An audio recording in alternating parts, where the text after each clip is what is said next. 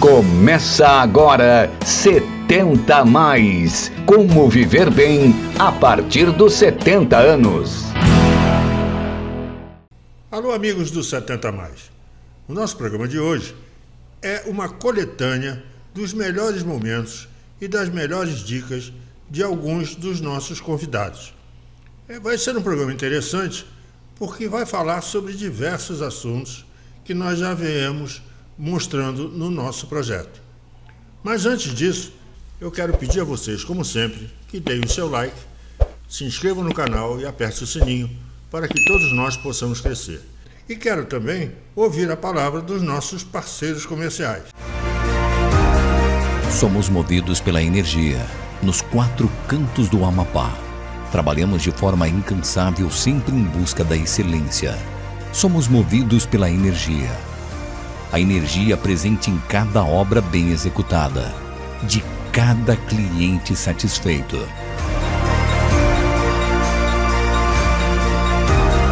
Somos a Eletroservice. Você sabia que o melhor peixe assado de Macapá está logo ali no Pacoval? Fica na Rua Guanabara 922, no JB Assados e Companhia. Tambaqui, pirapitinga, tucunaré, filé de peixe, tudo preparado com muito carinho e higiene.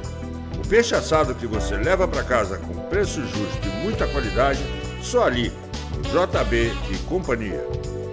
Na Rua Guanabara, 922, no Pacoval. O nosso primeiro convidado é o Dr. Walter Mesquita. E quando esteve aqui da primeira vez, ele nos deu diversas dicas muito importantes. Ele é psicólogo e gerontologista. E nós separamos 3 momentos importantes. Um deles é como envelhecer com dignidade. O outro é ser velho é ser inútil. E o outro ainda é o que é a senescência.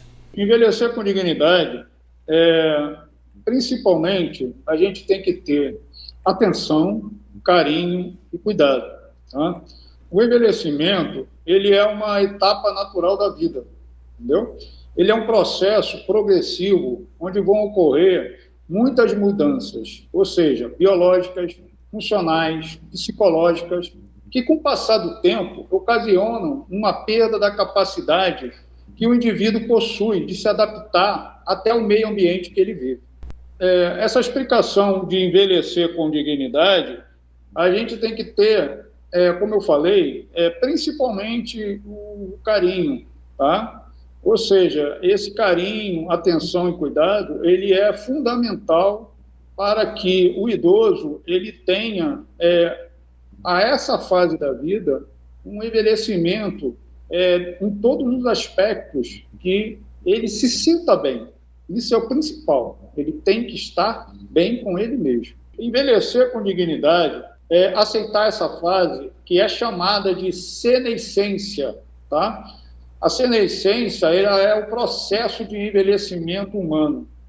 Se fala muito em adolescência, né? Mas a senescência ela faz parte da vida, né? Da fase da terceira idade. O que significa isso? Tá? Significa, por exemplo, o idoso ele responde mais lentamente, ele é menos eficaz às mudanças ambientais, tá? Devido à sua degeneração dos mecanismos fisiológicos, onde ele se torna uma pessoa, né? Um ser humano mais vulnerável. Essas mudanças, elas acontecem nas moléculas, nas células, que acabam por prejudicar o funcionamento dos órgãos e do organismo em geral.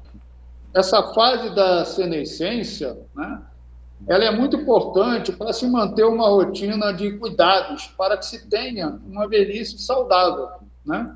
Por exemplo, não devemos esquecer de marcar os nossos exames de rotina, fazer uma alimentação saudável, praticar exercícios físicos, ler, praticar jogos, né? Jogos interativos, jogo de memória, palavras cruzadas, o Sudoku, jogo de tabuleiros, o joguinho de sueca, em baralho é importante, dominó, bingos, participar de bingos, né? cantar, a musicoterapia na terceira idade, ela é importante, né? Você usar o karaokê para praticar a musicoterapia, fazer dança de salão, entendeu? E outras diversas atividades. Agora, o principal que o idoso deve ter é uma vida social ativa, tá? Ele não pode se acomodar de uma forma sedentária, ficar preso simplesmente dentro da sua casa, tá? Ele tem que viver naturalmente, passear, ir ao cinema, né? Ir à reunião de amigos e conviver além de não só com familiares, mas principalmente em outros ambientes sociais. O que significa ser velho e ser inútil no humanismo? Não, na verdade não, nem pensar nisso, né? Todo esse cuidado, ele é primordial para que o idoso ele interaja com o meio ambiente e se perceba como integrante desse universo. Descarta-se todo tipo de jargões de que o velho é sinônimo de inutilidade, solidão, de peso para seus familiares. Quem é o adulto idoso hoje? O aumento de longevidade, por exemplo, por consequência, o crescimento dessa população na parcela de idade de 60, 65 anos, ela está provando que ela vai contribuir para uma nova identidade de idosos, né? Atualmente, essa faixa etária de idade hoje, ela está gozando de excelente saúde e muitos estão desempenhando plenamente suas funções profissionais, familiares, sociais. Esse aí é o ideal de um idoso, manter-se trabalhando e em atividade. Com relação à estatística do idoso ativo no Brasil, é importante ressaltar que esses novos idosos ativos, eles são saudáveis e socialmente destemidos, que eles vieram para substituir aquele idoso chamado de doente apático, incapacitado, que morria cedo, até então deixava de ser predominante, tá? Hoje não há mais essa predominância dessa qualidade do idoso. A qualidade do idoso hoje no Brasil é outra, tá? Isso aí é um dado importante que a gente tem do desempenho e um papel importante que o idoso está fazendo hoje socioeconomicamente, tá? Ele é fundamental hoje na família, tá? Aproximadamente no Brasil existem cerca de 6 milhões de idosos, né, que possuem um encargo, né, profissional. Então, Luiz, eu gostaria de complementar essa questão do idoso, né, com uma frase muito interessante de Carl Rogers, onde ele diz que o ser humano ele possui um importante valor. Por mais que o rotulem e o avaliem, ele continua sendo, acima de tudo, uma pessoa.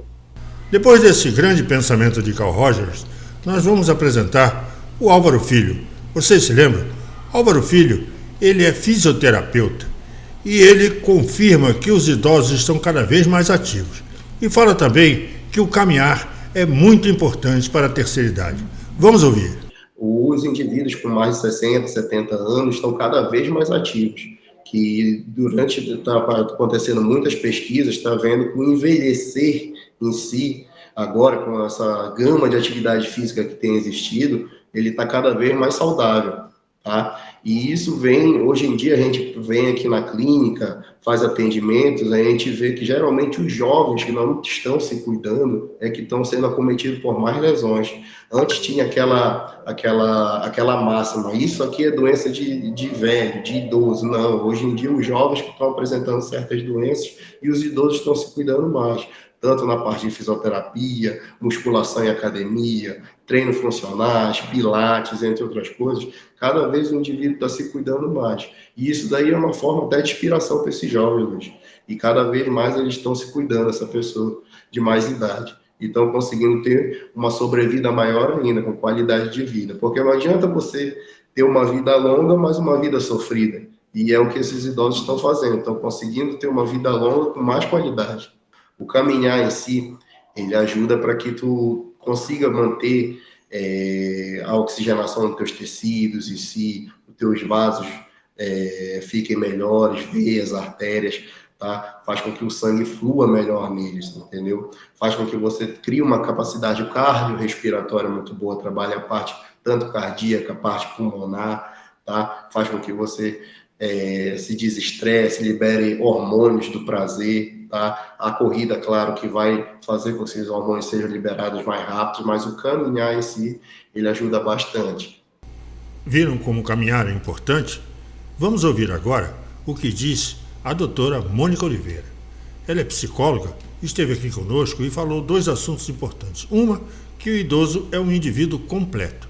E outra é que o envelhecimento não é doença. Vamos ouvir.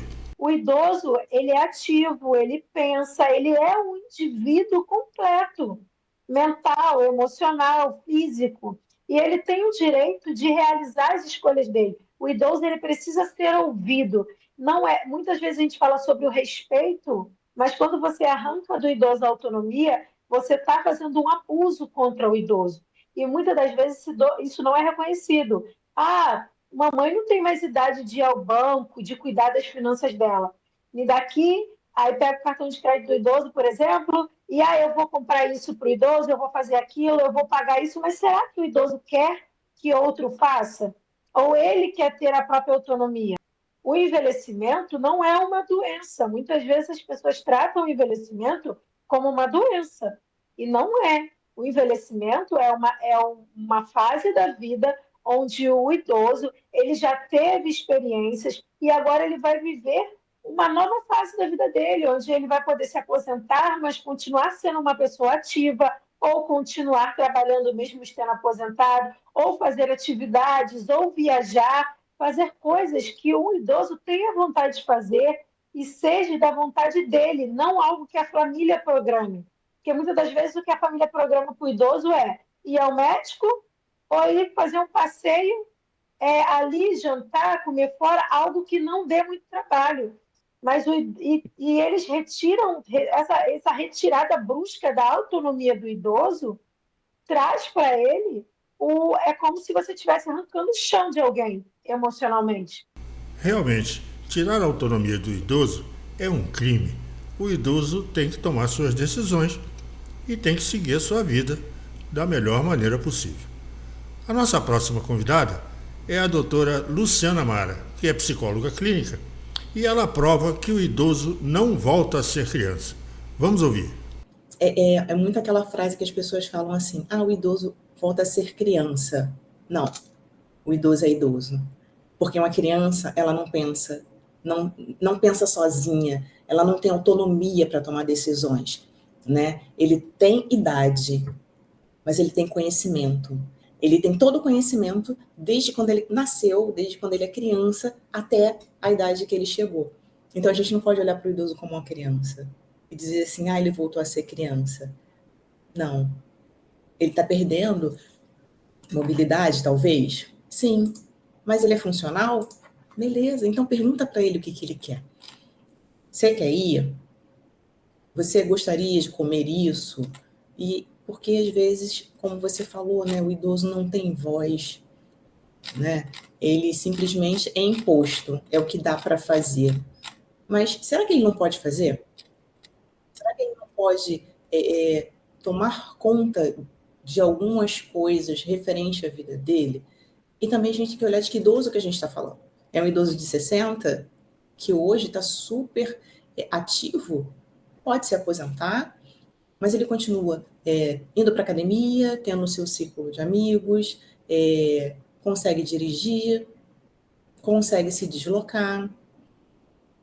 Aí tudo bem.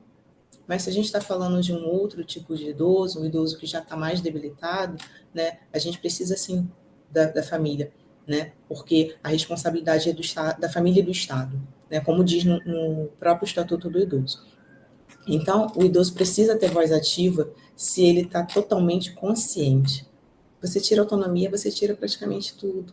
Porque ele gosta de ir na praça, dar uma volta, ele gosta de ir na associação, que em alguns lugares ainda existem, para estar com os amigos, Você impede ele de cortar o cabelo, que é na barbearia que ele encontra os amigos dele. Então, ele não pode comprar pão.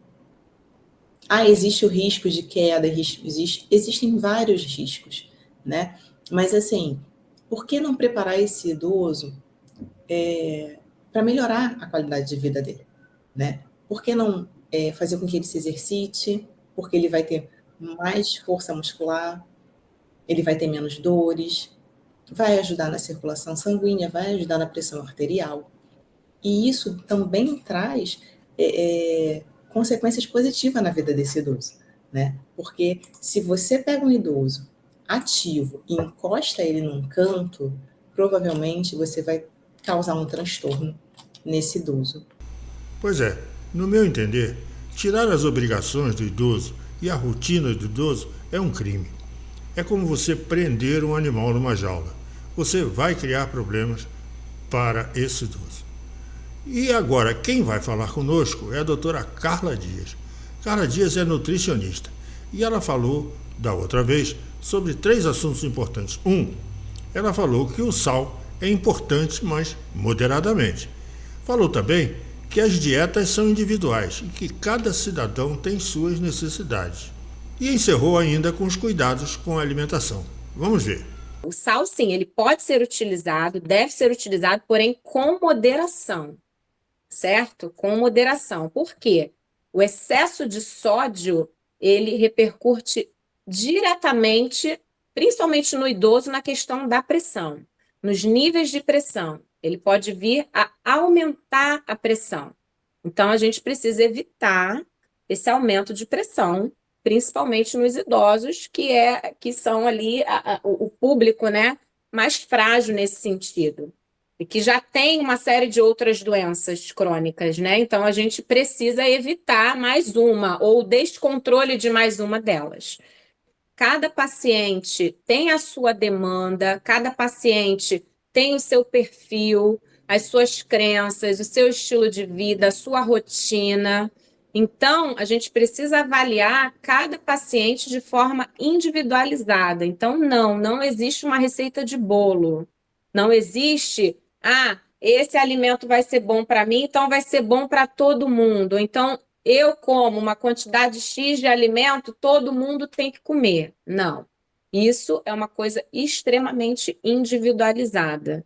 A gente precisa avaliar todo o contexto alimentar, de rotina, de doenças, de estado nutricional, de estado de saúde de um modo geral desse paciente, né? Para a gente poder organizar melhor essa rotina e apresentar a ele para que sejam inseridos ali no plano alimentar os melhores alimentos para ele dentro de toda esse olhar, essa perspectiva de saúde individualizado, né? Com relação ao cuidado com a alimentação, eu tenho alguns pontos aqui que eu acho super importante da gente estar conversando. Então, primeiro de tudo, esse idoso ele precisa fazer no mínimo 3 refeições por dia: café da manhã, almoço e jantar. Não que necessariamente no jantar, porque a gente vê muitos idosos, não gosto de comer arroz com feijão, acho que fica muito pesado, mas tem que fazer uma refeição à noite, não pode ficar tanto tempo com aquela janela, né, sem se alimentar, porque isso não é bom, isso não é legal para o organismo, tá? Então, pelo menos 3 refeições, café da manhã, almoço e jantar. Se possível, se couber na rotina desse idoso, além dessas 3 refeições, 2 lanches intermediários, que seriam um lanche pela manhã e um lanche à tarde. Um lanche, então, no meado da manhã e um lanche à tarde, certo? Incluir diariamente 6 porções do grupo dos cereais. E aí, quando eu falo os cereais, eu estou falando do arroz, do milho, do trigo, do pão. E sempre buscando cereais integrais. Mas não posso comer o pãozinho branco, o pãozinho da padaria? Pode. Mas vai, ao longo da semana, intercalar. Um dia eu vou comer um pãozinho de sal, hoje eu já vou comer um cuscuz de milho, um exemplo. Hoje eu já vou comer uma tapioca. Então, tem que ter variedade nesse cardápio, até para não tornar aquele cardápio monótono, né? Bom, nada pior do que se alimentar mal, né? O sujeito mal alimentado ele não consegue viver bem. Sabe, a fome não é bom. O nosso próximo convidado foi o Dr. Maurício Novo. Quando ele esteve aqui a primeira vez, ele comentou sobre alguns artigos importantes do Estatuto da Pessoa Idosa. E comentou também sobre as obrigações dos jovens com os adultos. Vamos ver. O Estatuto da Pessoa Idosa, estabelecido em 2003, é um marco legal que visa garantir os direitos fundamentais e a proteção integral dos cidadãos com 60 anos ou mais. Este documento é essencial para assegurar a dignidade e o bem-estar da população idosa no Brasil. Os 7 direitos que se destacam, a gente verifica, né, que é o atendimento preferencial, ter acompanhantes em hospitais, medicamentos gratuitos, transporte público gratuito, isenção no pagamento de IPTU, pensão alimentícia, a prioridade na tramitação de processos judiciais, entre outros, né? Os benefícios de prestação continuada, as aposentadorias, esses são os direitos assim que mais se destacam para os idosos. Direitos fundamentais da pessoa idosa. 1. Saúde. Acesso universal e igualitário aos serviços e ações de promoção, proteção e recuperação da saúde. 2. Alimentação. Garantia de alimentação adequada e de qualidade, com respeito à dignidade da pessoa idosa. 3. Educação, cultura, esporte e lazer. Oportunidades de acesso às atividades que proporcionem o bem-estar físico, mental e social. Quando o Estatuto fala em alimentos, né, eu queria apontar aqui, é que às vezes o idoso ele chega numa idade em que ele não tem condições mais de trabalhar ou não consegue mais emprego, por razão da idade, né, que chega. E aí, aquele idoso vai ficar desamparado? Não. A lei, ela da mesma forma como o pai tem o dever de alimentar o seu filho, os familiares têm o dever de alimentar o idoso. Com certeza. Existe ações de alimentos de pessoas idosas quanto seus filhos, quanto parentes, para que promovam os alimentos àquele idoso. Entendeu? Entendi. Outra coisa que a gente pode destacar também, que o familiar que não tem condições econômicas, o idoso que não tem condições econômicas de prover a sua alimentação, ele vai ao familiar e, caso o familiar também não tenha, aí sim que ele vai impor ao poder público esse provimento de assistência social que a própria União tem, né, os benefícios de prestação continuada para poder amparar aquele idoso na velhice. Bom, o Estatuto do Idoso existe e é para ser cumprido, né? Agora, eu vou lhe perguntar uma coisa. Vocês sabem o que é transfobia? Quem vai falar sobre isso agora é o Wesley. O Wesley, ele é psicólogo, mas tem uma profissão interessante. Ele é instrutor de autoescola para idosos e vai explicar direitinho o que é a transfobia. E, então, a gente procura trabalhar isso. Uma das técnicas é fazer a pessoa se imaginar na direção do veículo. Então, você faz todo aquele preparo de relaxamento dentro do consultório, começa a pessoa a imaginar, dirigindo, e depois você, com algumas sessões, você vai observando o comportamento, a reação, né? Os sintomas ali que o paciente está demonstrando, a hora de você levar para o carro. Mas eu percebi, através da experiência, que dentro do carro é o melhor consultório para esse tipo de problema, né? Então, eu chamo de consultório móvel. Ali faço técnica de relaxamento, e já começo a familiarizar o paciente com o veículo, com aquilo que ele vai enfrentar daqui a pouco. Está dentro de um carro, pega no volante, mexe na marcha, bota o cinto, e depois ele vai para o enfrentamento. A gente chama de dessensibilização, ou seja, você vai começar, ele tem um padrão de comportamento, que às vezes está causando um quadro de ansiedade. Então eu vou mudar esse padrão, que nós somos condicionados, nós criamos hábitos, e às vezes são hábitos tóxicos e ruins. Então, vamos criar novos hábitos, e esses novos hábitos criamos dentro do carro. Esse trabalho tem dado muito certo, porque é um trabalho que a autoescola não oferece, o Detran não oferece, é você ter 2 em 1, o instrutor e o psicólogo. Então, ali eu trabalho a parte prática, essa parte está redondinha, aí eu começo a observação psíquica, ver o que está levando essa pessoa a ter medo. Às vezes a pessoa olha para um caminhão e fala, poxa, Wellington, vem um caminhão ali. E aí, tudo bem, eu falo, o caminhão tem motorista, e o nosso carro tem motorista. Eu tenho que fazer com que esse paciente venha racionalizar, entendeu? Porque a emoção dele já está lá em cima.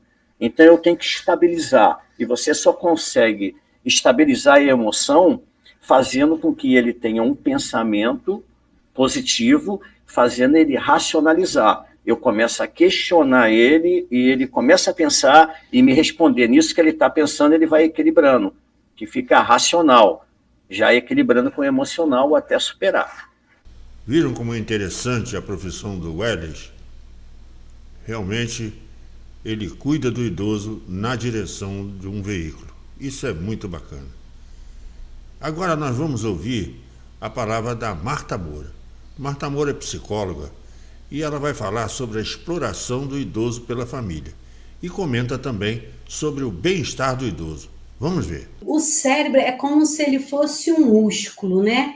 Ele precisa estar ali exercitando ele. A gente precisa exercitar o músculo, né? O músculo do corpo, assim como a nossa mente. A gente precisa exercitar, porque a tendência, quando a gente vai envelhecendo, né, principalmente um marco, eu acredito que o marco da terceira idade é quando a pessoa se aposenta, né? É um marco, me aposentei. O que eu vou fazer? E muitas vezes, quando a gente fala que um dos fatores que promove o adoecimento do idoso é muito o histórico familiar. Às vezes o idoso, ele está num contexto familiar que muito prejudica a qualidade de saúde dele. E às vezes ele é até meio que explorado, né? Porque às vezes as pessoas falam assim, ele é aposentado, ou ela é aposentada, pode tomar conta, não faz nada, vai no banco para mim, vai isso, faz aquilo, toma conta aqui, vem, sabe? Começa a fazer esses favores que o idoso começa a fazer e ele não consegue viver a vida dele. A vida toda ele teve que trabalhar. E no momento que ele precisa cuidar mais dele, ele está fazendo favores para todo mundo, né? E aí ele fica girando em torno daquele mecanismo que não para. A gente precisa entender que o nosso corpo, assim como a nossa mente, também precisa de um descanso, né? Então, assim, como promover a saúde mental é fazer não só atividades físicas, mas se alimentar bem, beber água, se relacionar bem, né? Atividades como grupos de dança, grupos de amigos que viajam junto. Se a pessoa tem alguma atividade religiosa, se envolver na atividade religiosa, mas assim, algo que estimule o bem-estar dele. Fazer desafios de leitura, como caça-palavras, né, coquetel, porque o cérebro precisa ser estimulado e desafiado. Cada vez que você faz isso, você promove uma qualidade de vida, porque o seu corpo ele precisa de se movimentar, assim como a sua mente, o seu cérebro, precisa de ser estimulado. É isso mesmo. Todos nós sabemos que os familiares têm que preservar o bem-estar dos idosos. E agora nós vamos ouvir a palavra da Cristiane Penha. Cristiane Penha comentou sobre o abandono dos idosos pelos familiares. Vamos ouvir. É muito importante que a gente possa garantir que os pais idosos, eles recebam, né, em primeiro lugar, assim, não posso deixar de falar, o cuidado e o apoio necessários para a fase do desenvolvimento que eles estão. É muito importante que os familiares próximos, né, eles estejam atentos também aos cuidados médicos, à questão financeira, ao aspecto emocional, né? Então, assim, vamos no médico, vamos fazer um check-up, tá tudo bem, ok, você está se sentindo bem, mas vamos tirar uma dúvida, se não for nada, a gente comemora, se tiver no início de alguma coisa, vai ser mais fácil de cuidar, de reverter, né? Dentro da psicologia, a gente também faz o trabalho da orientação familiar. Então, por exemplo, é muito importante, além desses cuidados que eu falei, né? Desse apoio necessário para que a gente evite esse abandono afetivo dos pais, é muito importante orientar esses familiares a manterem sempre um contato com esses pais, visitando, estando presente, inserindo eles na vida dos filhos, dos netos, né, na vida familiar. É isso mesmo. É muito importante inserir o idoso na vida familiar. Bom, amigos, espero que tenham gostado desta retrospectiva e até sábado que vem, se Deus quiser. 70 mais. Como viver bem a partir dos 70 anos. Até a próxima!